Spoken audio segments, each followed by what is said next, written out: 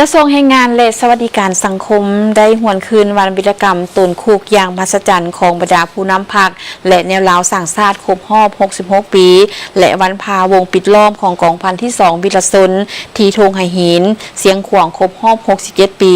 เหตุการณ์ครั้งนั้นกลายเป็นบทเรียนอันล้ำค่าเพื่อศึกษาอบรมให้กับคณะพรรคคณะนำอ้อมข้างกระทรวงเสื่อมซึมกำแน่นมูลเสื้อ2 วันประวัติศาสตร์เพื่อนำมาเป็นพื้นฐานเป็นบอนอิงให้เกการฝึกฝนหล่อหลอมตนเองให้มีคุณธาตุการเมืองกระทรวงแรงงานและสวัสดิการสังคมหวนคืนวันวิรกรรมตนคูกอย่างมหัศจรรย์ของบรรดาผู้นำพรรคและแนวราวสั่งชาติให้เกียรติเผยแพร่โดยพันเอกขออภัยให้เกียรติเผยแพร่โดยพลเอกจันทร์สมรจันยราชอดีตรองนายกรัฐมนตรีอดีตรัฐมนตรีกระทรวงป้องกันประเทศมีทานโพไซไสยศรรัฐมนตรีกระทรวงแรงงานและสวัสดิการสังคมพร้อมด้วยพนักงานลักแรงสมาชิกพรรคเข้าร่วมพลเอกจันทร์สมรจันยราชได้ยกให้เห็นมูลเสื้อวิรกรรม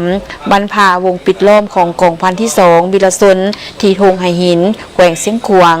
และวันวิรกรรมตนคูกอย่างมหัศจรรย์ของบรรดาผู้นำพรรคและแนวราวหักชาติแม่นเสษนาอันใหญ่หลวงของกำลังประกอบอาวุธภายใต้การนำพาของพรรคเป็นเหตุการณ์ประวัติศาสตร์อันสำคัญของชาติของพรรคของกองทัพและเป็นบทเรียนอันล้ำค่าที่สุดให้แก่ขบวนต่อสู้ของกองทัพและประชาชนลาวบรรดาเผ่าญาติเอาเสษนาในระยะต่อมาแสดงให้เห็นถึงความบริสุทธิ์พุทธพองความจงรักภักดีความสามัคคีเป็นจิตหนึ่งใจเดียวความอดทนมั่นเหนียวบ่คอนแคนต่อกันนาบคูหลอกลวงของศัตรูน้ำใจสู่โหพิละอาหารและไหวพริบของกองพันที่ 2ได้เป็นแวนแยงเป็นการปลุกระดมอันแห่งกล้าให้แก่ขบวนการปฏิบัติเพื่อตีเอาสนากับจักรพรรดิภูหุกหานและลูกแหล่งตีนมือการตนคูกอย่างมหัศจรรย์ของบรรดาผู้นำไปสู่เขตที่มันปฏิบัติอย่างปลอดภัยย้อนการนำพาอันสลาดซองใสและความปีศาจสามารถของประธานไก่สอนภูมิหารซึ่งได้ปลุกระดมคนขวยศึกษาอบรมสารวัตรทหารที่ย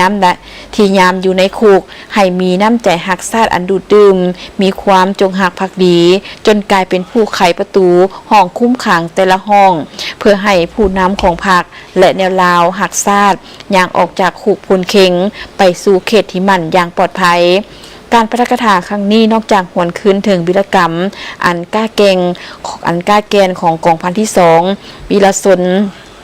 ที่สามารถพาวงปิดล้อมของศัตรูแล้วเหตุการณ์ดังกล่าวได้กลายเป็นบทเรียนอันล้ำค่าเพื่อศึกษาอบรมให้คณะพรรคคณะนำอ้อมข้างกระทรวงแรงงานและสวัสดิการสังคมเสื่อมซึมกำแน่นหมุนเสื้อ2 วันประวัติศาสตร์ดังกล่าวนำมาเป็นพื้นฐานเป็นบ่อนอิงให้แก่การฝึกอบรมฝึกฝนหล่อหลอมตนเองให้มีคุณธาตุการเมืองมีคุณสมบัติศีลธรรมปฏิบัติเพื่อประกอบส่วนสำคัญเข้าในภารกิจปกปักรักษาและสร้างสาพัฒนาประเทศชาติให้เจริญรุ่งเรืองการปาฐกถาจัดขึ้นในวันที่26 พฤษภาคม 2026ที่กระทรวงแรงงานและสวัสดิการสังคม